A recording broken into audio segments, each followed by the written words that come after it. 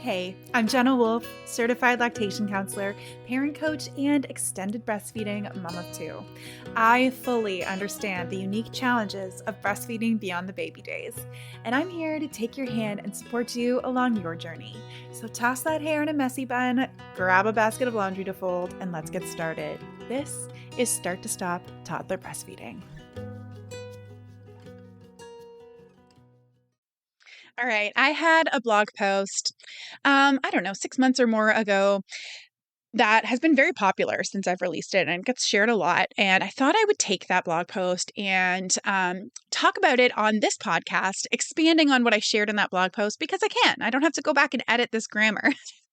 So I can go a little deeper and speak a little more freely on this topic that I know obviously is very popular. It's something that you guys want to talk about. You're sharing it. So it's normal, or it's a common phrase, I should say, to call your child boob addicted, right? Like the booby monster. They have this boob addiction. And that can feel like something very bad or wrong. It can feel very frustrating. You know, your toddler might still be waking frequently at night to breastfeed. You feel like you can't leave them with anyone without them losing their mind. You're embarrassed to take them out in public because they're going to be putting their hand down your shirt, right? And when you share that with people in your life, even people that love you and are supportive, it's really common to hear back like, oh, well, you know, they're 2 years old. Like they should be done with this already. Like you need to just wean them. And everyone, it just kind of feels like you should have figured this out already. Like, what are you doing being here? And it can feel like, well, everyone else has this so easy. I don't understand what's wrong with me. What's wrong with my child, right? And, you know, it is strange in our culture for a child to still be doing those things, or at least for us to be talking openly about them still doing those things. And there's reasons for that. But let's just take at face value that, you know, whether or not it's happening to other people, it culturally, we know that we don't talk about that, right? That the expectation is that your child should be sleeping through the night by age 3 or 2 or whatever age your child is, toddlerhood, right? And that, you know, they should have been weaned by now. So if we take that just at face value like that, and that's just this kind of understanding that we all tend to collectively have, it feels strange that our child is still doing those things. It feels like they're the outliers. And our brains take things that are strange or different, especially about ourselves, and immediately equate them with bad or wrong. Now, this is a protective measure that our brains are taking because psychologically we want to be like our peers. We need to fit in. We need relationships. We cannot survive in this world alone. So we want to be part of the group. We want to belong. That means that when there's these things about us that are different from everyone, it's really common for our brains to go, oh, that's bad, right? And, you know, you can even think about this like our children, their milestones, you know, whether that's growth milestones or developmental milestones, they're created by averages. So we're always comparing our children, right? From the earliest moments. That's how we're tracking their development. That's how we know that they're on a good path, the right path, that they're growing properly, that they're developing properly. So we're really conditioned early on to compare our kids, right?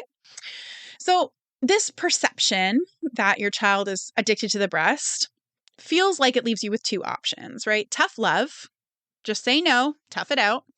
Or toughing it out yourself, where you're just white knuckling it through this process and hoping that it just gets better one day. But the thing that your brain is missing in this assumption is that it's not your child or breastfeeding that's the problem. It's the culture. So it's easy to get overwhelmed with that statement because you cannot change the culture. And it's easy to feel like, well, then you have to have that, you know, options of tough love or tough it out. That's all that there is. But I promise you there's another paradigm we can move into that isn't just tough love, tough it out. You don't have to force your child to do anything they aren't ready for. And you don't have to wait until they just magically decide to be done with breastfeeding. Also, I want to share with you that despite what others around you might say, your child still being, quote, addicted to breastfeeding is a good thing.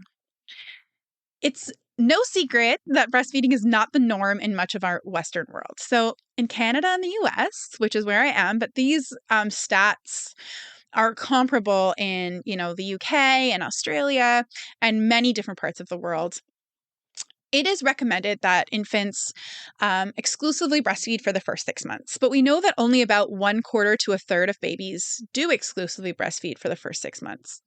And in both countries, it's recommended to breastfeed for 2 years and beyond with the introduction of complementary foods, but only about a quarter of children are still breastfed at a year. Again, these are kind of very general stats because Canada and the US are huge places. Locally in my area, only about 16% of babies are breastfed by 6 months. 16%, that's it. So some areas it's much lower. You can absolutely go and look and see what your stats are for your area. A lot of times those stats are available. So that's kind of a fun thing to do. But what happens is that the places, the children around you are not in the same position that you and your child are, right? That you are in the minority breastfeeding until 2 in the area you're in. Now, when we zoom out globally, we know that about half of the children in the world are still breastfeeding at age 2. So you're not in the actual minority in the world, but in your area where you live, it's likely that you are. And this means that your pediatrician is used to seeing kids your child's age who likely are not being breastfed. And that means they're comparing them to children who are not being breastfed, right? So it's even likely that the studies that they're using to assess your child's development and to assess what's normal were conducted with children that probably weren't being breastfed, or at least the majority weren't being breastfed at that child's age, which means that, your child continues to be that outlier, right? And what they're doing isn't seen as normal. And again, not being seen as normal can automatically be associated with bad in our brains. Even though we know that the recommendations are still to breastfeed for 2 years and beyond, this can still happen because of culture, right? So knowing that your child's behavior is perceived by others as being bad or wrong can be helpful, right? So it's just a perception. This isn't actually the way it is. But why is this happening? Why is your child being addicted to the boob? Why do they freak out the way that they are? What's happening? So in order to understand that, you have to understand that your child's number one need isn't for food, water, or shelter. It's for you. So nature is very, very clever. Your deep bond with your child is what stirs you to provide food, water, and shelter. So truthfully, taking care of a child is not something that we would do if there wasn't a reward in it for us. So the reward for us that kind of nature has given us is a rush of oxytocin. It feels really good and it bonds us to our kids and it keeps us wanting to care for them. If we didn't have that and we just if we had no connection, no bond to our child, then it's difficult to care for a child. If we didn't have that deep bond, then our child would be helpless on their own. They're not able to take care of themselves, particularly as a young infant, but even into toddlerhood. Now, your child isn't entirely helpless, right? They can't hunt or fish or build shelter, but they can seek out your connection. So you get a rush of oxytocin when you're, smelling their sweet little hair and looking at their chubby little fingers. And of course, breastfeeding. There's a huge rush of oxytocin when you're breastfeeding. But they get a rush of oxytocin as well when they are cared for, when they breastfeed. And that same rush of oxytocin that keeps you caring for them keeps them coming back to you, right? So they seek out that connection. They feel safe and secure when they are with you. So even if you left out, right, a bottle of water and some fishy crackers and a tent in your backyard, they're still going to seek you out. they're not just looking for their physical needs to get met. They need their emotional needs to get met. That's actually their number one need. And this is biological. They aren't driven to find food. They are compelled to find you. Children's need for emotional safety. So the ability to feel like they can completely be themselves around their primary caregiver, that they can, not have to hide anything. That's how they can rest. That's how they don't have to feel like their caregiver might leave them at any moment. Like they might offend their caregiver and their caregiver is going to just leave them. Because if that happens, then they're going to put all of their energy into keeping their caregiver close by changing things inside of them. And that stops them from being able to develop and grow, right? And experiment and explore. What they need is this completely secure, unconditional love from a caregiver so that they can just trust that that caregiver is going to be close by. And for a child, emotional safety, that ability to just be unconditionally loved equals physical safety. Because that means that their caregiver is going to stay by them and their caregiver is going to care for them. And then they can focus on playing, learning, growing, experimenting. So biologically, their body and their mind understand that when they are in the presence of someone who floods them with oxytocin, right?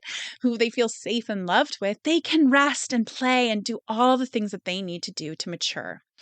Their body and mind also know that even with food and water and shelter, they are helpless without that bonded caregiver because they can't protect themselves from danger. They can't do anything. They're being driven to seek that out. And much of their maturity, even if they're capable of experiencing like that they could experience in the long run, gets put on pause while they seek out that deep connection. So this can be trauma, all those things. Like if that were to happen, right, then emotional maturity can kind of get stunted, things get stunted, and they just go into a survival mode of seeking out that deep connection. So this means ultimately that your child is going to cue for you to be close to them, right? So they need to feel you being close to them. They need to feel this unconditional acceptance and love. And they're going to cue a lot. It's their primary drive. It's what they need the most, particularly in the first 5 to 7 years of life. So in the first 5 to 7 years of life, they're having the most significant leaps in development they will ever experience outside of the womb. So in the womb, they go from obviously being just a tiny little cell that's dividing and dividing and dividing to being, a baby capable of surviving outside of the womb. But then once they're born with their brain only at about 25% of its development. And that jumps from 25 to 50% in the first year, and then from 25 or from 50 to about 90% in the next 4 years. So from birth, 25% developed to age about 5 to 7-ish, and sometimes a little longer, depending if there's neurodiversity and temperament and all of those things, sometimes as long as age 9. But 90% of the development happens in that time. And then the last 10% continues on until about age 25-ish. And of course, there is neuroplasticity and all these fun things that your brain can continue to change even after that. But there's just big, big things happening in that time frame. So during this time, their little brains are wiring with either the knowledge that you are always there when they need them, always, that they can just trust on that. And that's what, researchers of attachment theory call secure attachment, or that they're kind of emotionally alone in the world and they have to rely on themselves. And this is called insecure attachment. And they will carry that attachment style that develops in those early years with them for the rest of their lives. And they will relate to others from that attachment perspective. Now, of course, there are things that can change things. There can be lots of things that can happen in a lifetime, of course, but generally speaking, that's kind of how it's set up, where that relationship that they have with their primary caregiver in those early years wires their brain for either this knowledge that they will be taken care of, that they can trust themselves, that they can trust the world, and their development flourishes, or they have this knowledge that like the world is a scary, dangerous place and I have to rely on myself, and that can be insecure attachment. And of course, that then impacts future relationships, friendships, romantic relationships, etc. That means that whenever you come when they call, comfort them when they cry, laugh with them when they play. You are wiring their brain for resilience and confidence later in life. That secure attachment is the defining factor of resilience in their life for the long haul. So here's the difficulty. Here's the rub. The cultural lens that you see your child through, right? We explored that in the first part of the podcast, how, breastfeeding isn't the norm and how it's culturally difficult for your child to be so dependent on you and all these things, is at like this direct opposition with your child's biological drive for attachment. And now these can seem like really big concepts that, play out over the lifespan, but these are happening moment by moment, right? Your child's attachment still kind of being formed. And although there's these kind of big overarching themes and there's big, conclusions that they'll come to and big wirings of their brain, there's moment by moment where their need for those things are impacting the actual here and now, right? So because, our cultural lens, we see our child's behaviors as strange or wrong unconsciously, even if we, logically know that that might not be the case. Unconsciously, we have this trigger. We feel this oof inside of us when our child goes to breastfeed, or we feel really stressed out, like this is how it's going to be forever. And our sense of well-being, whether or not we're okay, becomes dependent on whether or not our child is breastfeeding, right? Which obviously happens in the early stages of breastfeeding for the opposite, right? If our child's breastfeeding, then they're okay. If they're not breastfeeding, they're not okay. But then later on, it almost flips, where now it's, if my child wants to breastfeed, I'm not okay because of all of the things that means to me, that I'm not normal, my child's not normal, that that this should be done by now, yada, yada. All of these stories in our brains that happen. And they're just stories, but they happen unconsciously. And until we unpack them, then they're just going to kind of keep happening. And it becomes this like trigger, right? But what happens is that we then will push our child away, not intentionally. I'm not talking about intentionally, but remember how our child needs that unconditional acceptance to just be who they are. And of course, we're human, so unconditional acceptance is not an easy thing to do, and we're never going to be perfect at it. And there's lots of grace. Don't get me wrong, but I want to explain this to you in kind of bigger generalities so that you have an idea of what's happening. So, because we see our child's behavior as strange or wrong, and we can feel somewhat insecure about the fact that they're still breastfeeding, or it gets stressful that they're still waking up at night because we're not sleeping. So then we feel this kind of trigger that when they want to breastfeed, we go, this is still happening. It's not done yet. And we see this as this addiction, right? They're drawing close to us. Oh no, they're addicted to me. And so what happens is unconsciously, we kind of like cringe. We kind of pull back. But your child senses that separation. And that separation, remember, connection is their number one need.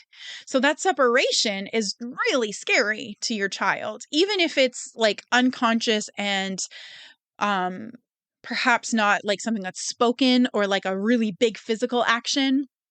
And that can cause your child to, that was my really sad drum roll. It can cause your child to want to breastfeed more, because breastfeeding is their way of connecting with you. Now, a child who isn't breastfed, they might have a different way of trying to connect. Maybe it's just tears and just wanting to climb on the parent. This isn't necessarily this isn't a condition or a cycle that's completely unique to a breastfeeding experience. But I want to apply it, I want to show you how it works in the breastfeeding experience, because breastfeeding automatically triggers that oxytocin, that connection, that bonding, and it regulates your child's nervous system super, super fast. So that is their best bet at drawing you close, right? At creating that connection. So like I said, they're unable to take care of themselves, to care for themselves, but they do have this ability to cue for you and find that connection. So what they don't know, of course, is that the fact that they're still breastfeeding is what's triggering you.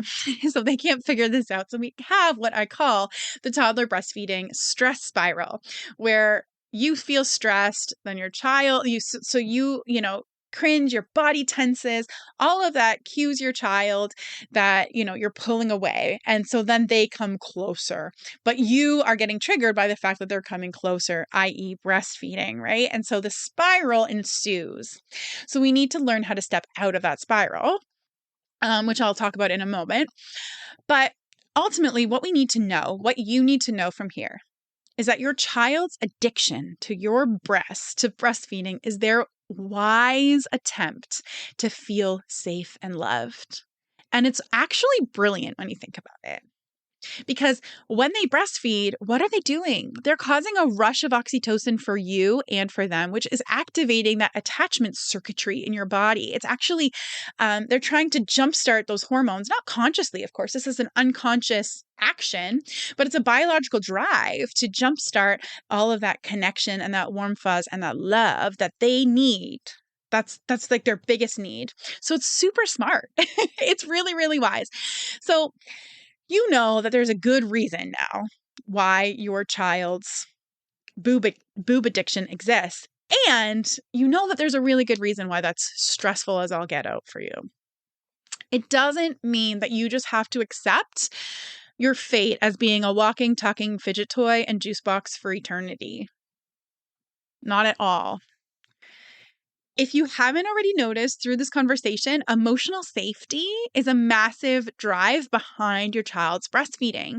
So if you can learn to create that in other ways, it takes the pressure off of breastfeeding to do the job. And the result is fewer breastfeeding sessions, more oxytocin, and a child with a bright future. A resilient, securely attached child who blossoms into a incredibly interdependent. If you go back and you listen to the codependent podcast episode, I explain this a little bit more, but with a bright future ahead of them, right? So ultimately, let's just remember that your child is not broken. You are not a bad mom. You are not broken. And there is a pathway forward where everyone feels fulfilled and loved. So I have actually created a free instant access workshop for you to learn exactly how to do that. And it's called the Essential Roadmap to Toddler Wean, Tandem Feed, and Extended Breastfeed without being a human fidget toy or pushing your kiddo away. You can grab it for free right now at ownyourparentingstory.com/workshop, or you can click the link in the show notes or send me a DM on Instagram and I will absolutely get you the link. And in that workshop, I cover the exact path to take to create that emotional safety and to create changes in your breastfeeding relationship where you no longer feel like you are being held hostage by a little boob addict, right? And you're no longer worrying about how to navigate these next steps in your breastfeeding journey or how to wean. I also uncover the 3 biggest mistakes that I see breastfeeding moms make when they are weaning or navigating changes in their breastfeeding relationship, including adding in a newborn, right? Tandem feeding. So I am very excited for you to have access to it. As well, the doors will open for my group coaching program, Own Your Breastfeeding Story. And I know some of you have been waiting to work with me. I've seen your responses on the polls on Instagram, and I'm super excited about it. So if you want to work with me, the details will be in that free workshop as well. It's super awesome. Make sure you grab a notebook before you listen to it because you're going to want to take notes. It's really, really good. All right. So make sure that you get over there and jump in on the free workshop and then tell me what you thought of it. Shoot me a DM afterwards on Instagram. I always love hearing from you. If you loved this episode, make sure you hit that subscribe button so that you don't miss any episodes in the future. Also, check out my breastfeeding toddler communication guide and cheat sheet to learn how to say no to the feed while still saying yes to the need at www.ownyourparentingstory.com/guide. And that concludes another episode of Start to Stop Toddler Breastfeeding. The theme song is Little Balloon by Jenny and Tyler, and it has been a pleasure to share this time with you. I'll catch you in the next episode.